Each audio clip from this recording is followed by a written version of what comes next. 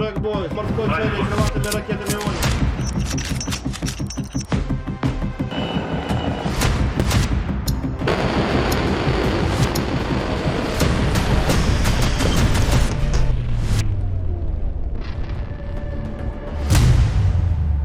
America पर परमाणु हमले की तैयारी, पुतिन के करीबी का ट्रंप को चैलेंज।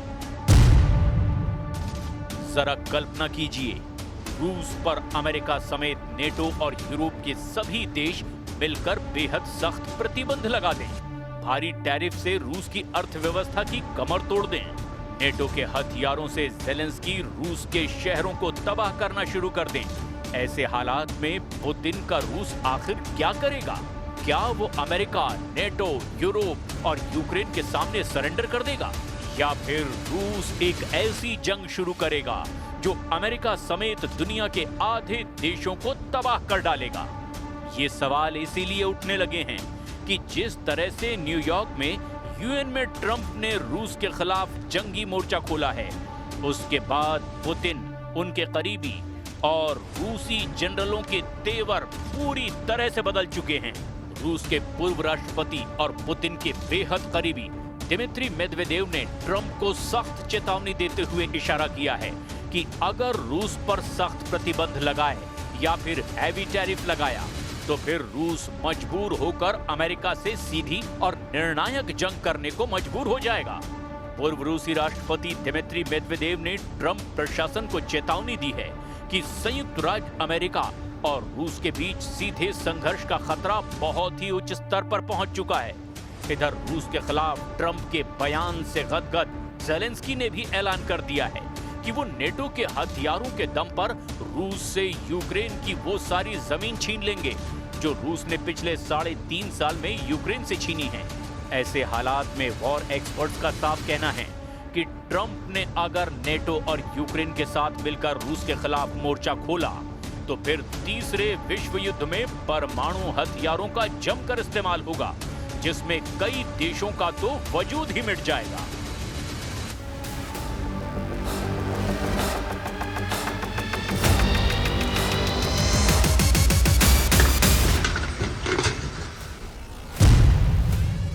रूस पर प्रतिबंध लगा तो परमाणु हमला तय। And they've been fighting for 3.5 years. रूस यूक्रेन युद्ध एक तरह से 30 देशों तक पहुंच चुका है, Killing anywhere from 5,000 to 7,000 young soldiers mostly. हालात बद से बदतर हैं। संयुक्त राष्ट्र महासभा में रूस के खौफनाक हमलों का असर ज़ेलेंस्की से लेकर सभी यूरोपीय देशों के नेताओं पर साफ नजर आया है। इधर रूस को कागजी शेर बताने वाले ट्रंप ने भी ऐलान कर दिया है कि अब यूक्रेन नेटो से हथियार लेकर रूस पर बड़े हमले शुरू कर दें।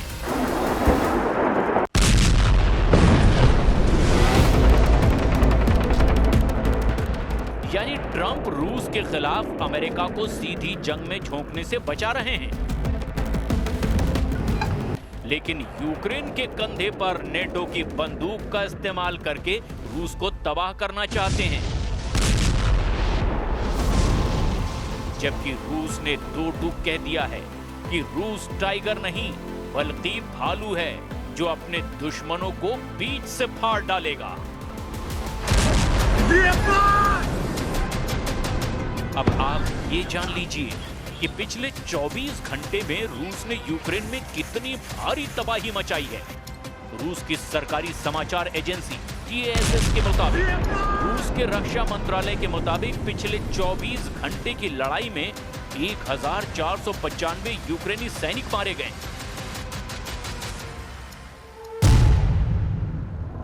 इधर पुतिन के बेहद करीबी पूर्व रूसी राष्ट्रपति दिमित्री मेदवेदेव ने ट्रंप प्रशासन को चेतावनी दी कि संयुक्त राज्य अमेरिका और रूस के बीच सीधे संघर्ष का खतरा बना हुआ है। दिमित्री मेदवेदेव ने कहा कि रूस स्टार्ट संधि का पालन करने के लिए तैयार है, जिस पर मैंने 2010 में हस्ताक्षर किए थे। अब ट्रंप प्रशासन को फैसला लेना है, लेकिन संधि के शब्दों का पालन करना ही काफी नहीं है। अमेरिका को प्रतिबंधों और शुल्कों से रूस को कमजोर करने का प्रयास बंद करना होगा, अन्यथा सीधे संघर्ष का खतरा बना रहेगा।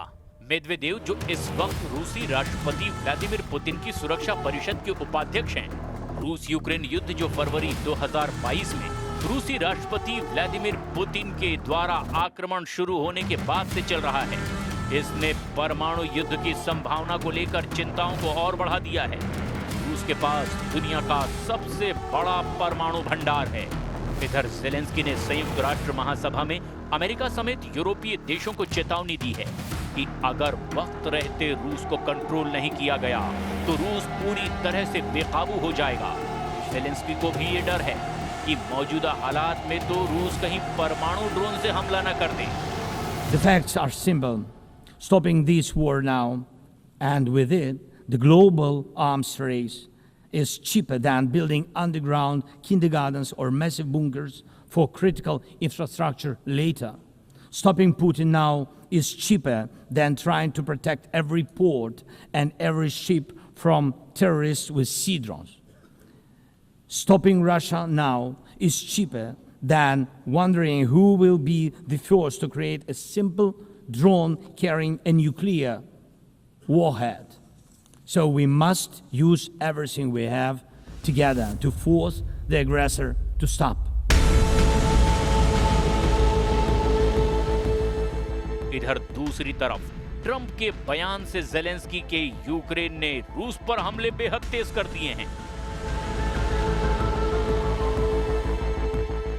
मॉस्को टाइम्स के अनुसार रूसी शहर नोरोवसिस्क पर भी दिन के समय हुए यूक्रेनी ड्रोन हमले में कम से कम 2 लोग मारे गए। दूसरी तरफ रूस के विदेश मंत्री सर्गेई लावरोव ने कीव और यूरोप पर युद्ध को लंबा खींचने का आरोप लगाया है। क्रेमलिन के प्रवक्ता पेस्कोव ने अमेरिकी राष्ट्रपति डोनाल्ड ट्रंप के एक बयान को खारिज कर दिया कि रूस एक कागजी शेर है। रूस एक भालू है जो गंभीर से गंभीर हमलों को भी बर्बाद करने की क्षमता रखता है। रूस के हमले यूक्रेन पर पिछले 4 हफ्तों में 15 गुना तेज हो गए हैं।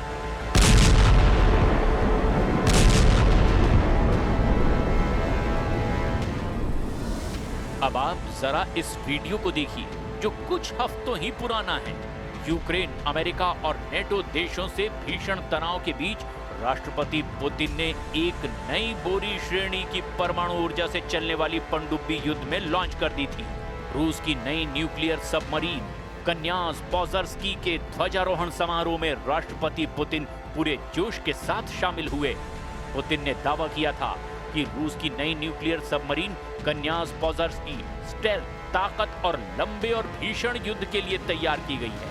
पुतिन के मुताबिक परमाणु पनडुब्बी आने वाले दशकों के लिए रूस की रणनीतिक नौसैनिक क्षमताओं को मजबूत करने वाली है। एसोसिएटेड प्रेस के मुताबिक रूस के उत्तर पश्चिमी आर्काजेंस्क क्षेत्र के सेवेरोडविंस्क स्थित सेवमाश शिपयार्ड में पुतिन ने कई कनास पोजर्स्की परमाणु पनडुब्बी पर नौसेना का झंडा फहराया। कनास पोजर्स्की सेवा में शामिल होने वाली 8वीं बोरी श्रेणी की परमाणु ऊर्जा चलित पनडुब्बी है। ऐसी हर पनडुब्बी में 16 परमाणु युक्त बुलावा अंतर्महाद्वीपीय बैलिस्टिक मिसाइलों से लैस है। पुतिन ने घोषणा की कि ऐसी 2 और पनडुब्बियों का निर्माण चल रहा है जो जल्द ही जंग के मैदान में उतर जाएंगी। अब तक यूक्रेन के 27% से ज्यादा इलाके पर रूस का कब्जा हो चुका है।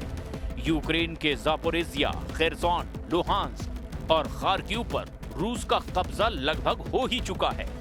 हारते हांफते यूक्रेन के सामने एक ही रास्ता बचा है कि अगर यूरोपीय देश रूस पर हमला कर दें तो यूक्रेन की हार लंबे वक्त के लिए टल सकती है। हालांकि पेरिस में हुई मीटिंग में राष्ट्रपति ज़ेलेंस्की ने साफ कहा था कि रूस के राष्ट्रपति पुतिन मरने वाले हैं, जिसके बाद रूस बिना शर्त युद्ध विराम के लिए मजबूर हो जाएगा। यहां तक कि फ्रांस के राष्ट्रपति मैक्रों और ब्रिटिश प्रधानमंत्री कीर स्टारमर ने भी रूस को धमकी देते हुए कहा था कि रूस कभी भी यूक्रेन को नहीं जीत पाएगा। ऐसे हालात में पुतिन ने अचानक रूस से लेकर बेलारूस तक अपने सभी एटम बम एक्टिव करवा दिए हैं। रूस की परमाणु मिसाइलें, परमाणु बम वर्षक और परमाणु पनडुब्बी पूरी तरह से हमले के लिए तैयार हो चुकी हैं।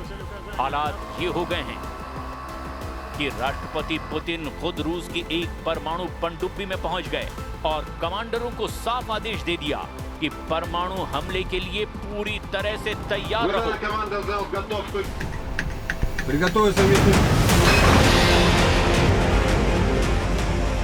रूस के राष्ट्रपति व्लादिमीर पुतिन ने मरमंस्क के आर्कटिक बंदरगाह पर हाइपरसोनिक क्रूज मिसाइलों से लैस और परमाणु ऊर्जा से चलने वाली यासेन एम क्लास की पनडुब्बी को कुछ हफ्तों पहले ही लॉन्च किया है। इसके साथ ही रूसी नेवी की शक्ति कई गुना और बढ़ गई है।